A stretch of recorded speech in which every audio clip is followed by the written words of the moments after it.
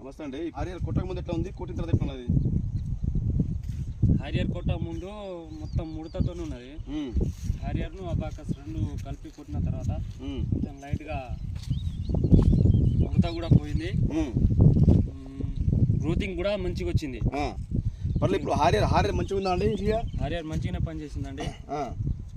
అంతకుముందు బాగా దగ్గరగా ఉందా? బాగా అంటే మొక్క అంతకుముందు మొక్క ఇట్లా బాగా ముడుచుకున్నది. ఇప్పుడు హారియర్ కొట్టిన తర్వాత ఇలా వచ్చిందా? ఇలా వచ్చిందండి. అంటే హారియర్ మంచి పనిచేసిందా అండి మీకు? బ్రహ్మాండంగా పనిచేసిందా? గ్రోతింగ్ కూడా కింద నుంచి వచ్చింది. కింద నుంచి గ్రోతింగ్ వచ్చిందా? Okay okay okay.